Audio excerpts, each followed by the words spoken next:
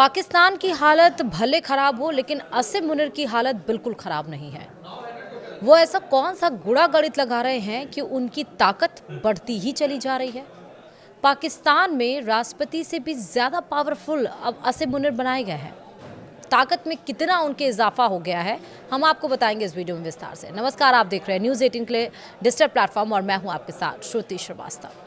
पाकिस्तान में ऑपरेशन सिंदूर के बाद बड़ा बदलाव देखने को मिल रहा। देश में अब आर्मी चीफ आसिम मुनीर की पावर में इजाफा किया जा रहा है। शहबाज शरीफ की सरकार ने सेना प्रमुख और फील्ड मार्शल के पद को संवैधानिक दर्जा देने का फैसला किया है। विधि राज्य मंत्री ने पाकिस्तान की मीडिया को इसकी जानकारी दी है। मुनीर की पावर बढ़ाने के लिए संविधान संशोधन पेश किया गया। इसके पास होते ही मुनीर का पद संवैधानिक हो जाएगा। उन्हें संविधान से जुड़े अधिकार मिलेंगे। पाकिस्तान में फिलहाल राष्ट्रपति का पद संवैधानिक है। सेना प्रमुख का पद कार्यकारी और प्रशासनिक है। पाकिस्तान की शहबाज शरीफ सरकार ने शनिवार को यानी कि 8 नवंबर को 27वां संविधान संशोधन संसद में पेश कर दिया। इस संविधान संशोधन के बारे में कहा जा रहा है कि यह सेना प्रमुख को बेहिसाब ताकत देगा। इसके साथ ही सेना प्रमुख को देश की रक्षा बलों का प्रमुख बना देता है, जिससे उन्हें थल सेना, नौसेना और वायु सेना पर पूरी कमान मिल जाएगी। इस संशोधन के तहत रक्षा बलों के प्रमुख यानी कि CDF chief of defence force का नया पद बनाया जाएगा। तो आखिर क्या क्या ताकत मिलेगी आसिम मुनीर को, वो समझिए। मसौदे के अनुसार प्रधानमंत्री शहबाज शरीफ और राष्ट्रपति आसिफ अली जरदारी के नेतृत्व में ये बदलाव लागू किए जा रहे हैं, जिसमें आसिम मुनीर को शक्तियां मिल सकती हैं। संसद में पेश किए गए 27वें संविधान संशोधन विधेयक में संविधान के अनुच्छेद 243 में बदलाव का प्रस्ताव है, जो सशस्त्र समेत अन्य मुद्दों से संबंधित है। संशोधन विधेयक के तहत राष्ट्रपति प्रधानमंत्री की सलाह पर सेना प्रमुख और रक्षा बल प्रमुख की नियुक्ति करेंगे। सेना प्रमुख जो रक्षा बलों के प्रमुख भी होंगे, प्रधानमंत्री के परामर्श से राष्ट्रीय सामरिक कमान यानी कि नेशनल स्ट्रैटेजिक कमांड के प्रमुख की नियुक्ति करेंगे। इसमें कहा गया है कि राष्ट्रीय सामरिक कमान का प्रमुख पाकिस्तानी सेना से होगा। दूसरा, कानून मंत्री आजम नजीर तारड़ ने सीनेट में अपने भाषण में कहा कि यह संशोधन सिर्फ प्रस्ताव है और यह तब तक संविधान का हिस्सा नहीं बनेगा जब तक संसद के दोनों सदनों में 2/3 बहुमत से इसे मंजूरी नहीं मिलती। उन्होंने बताया कि अनुच्छेद 243 में बदलाव के जरिए यह प्रस्ताव रखा गया है कि पाकिस्तान सेना प्रमुख यानी कि आर्मी चीफ को चीफ ऑफ डिफेंस फोर्स का पद दिया जाए।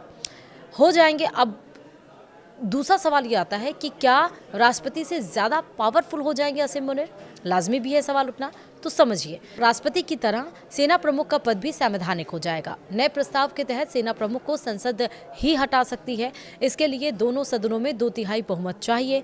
सेना प्रमुख ही तीनों सेना से जुड़ी नियुक्तियां करेंगे। पाकिस्तान में सेना प्रमुख के पास ही एटॉमिक डिसीजन लेने का अधिकार है। सामरिक मामले की भी निगरानी सेना प्रमुख के पास ही होगी। साथ ही संविधान में यह प्रावधान भी किया जाएगा कि फील्ड मार्शल का पद और उससे संबंधित विशेषाधिकार आजीवन रहेंगे, यानी जीवन भर वो इस सम्मान और पद पर बने रहेंगे। वहीं अगला सवाल ये भी आता है कि क्या क्या बदलाव किए जाएंगे।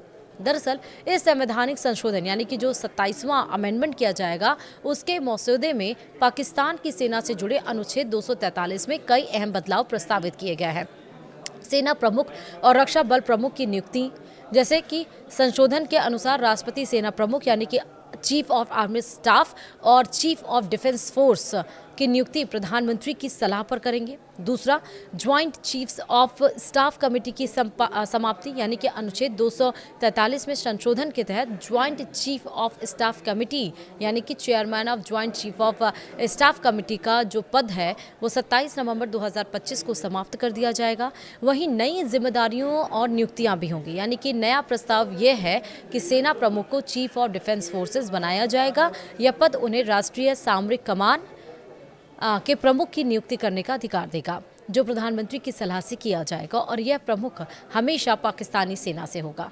वहीं चौथा क्या है, उच्च सैन्य पद, यानी कि सरकार को अधिकार होगा कि वो किसी भी योग्य सैन्य अधिकारी को फील्ड मार्शल या एयर मार्शल या फ्लीट एडमिरल जैसे आजीवन सम्मानजनक पद दे सके। फील्ड मार्शल का पद आजीवन रहेगा, यानी एक बार यह रैंक मिलने के बाद व्यक्ति जीवन भर फील्ड मार्शल कहलाएगा। वहीं पांचवा रहेगा संवैधानिक संरक्षण, यानी कि फील्ड मार्शल, एयर मार्शल या फ्लीट एडमिरल जैसे पदों को संवैधानिक सुरक्षा दी जाएगी। उन्हें प्रधानमंत्री नहीं हटा सकेंगे, सिर्फ संसद ही ऐसा कर सकेगी। वहीं नेक्स्ट पॉइंट ये है कि भविष्य की व्यवस्था भी होगी, यानी कि वर्तमान chairman joint chief of staffs का कार्यकाल पूरा होने के बाद यह पद समाप्त कर दिया जाएगा और उसकी जिम्मेदारियां सेना प्रमुख को सौंप दी जाएंगी। जब कोई फील्ड मार्शल सक्रिय कमान छोड़ देगा तो सरकार चाहे तो उसे मानद यानी कि ऑनररी या सलाहकार यानी कि एडवाइजरी भूमिका में रख सकती है। यह संशोधन पाकिस्तान की सैन्य संरचना और शक्ति संतुलन में बड़ा बदलाव माना जा रहा है, क्योंकि इससे सेना प्रमुख को पहले से कहीं अधिक अधिकार और आजीवन मान्यता मिल जाएगी। वीडियो में इतना ही। नमस्कार।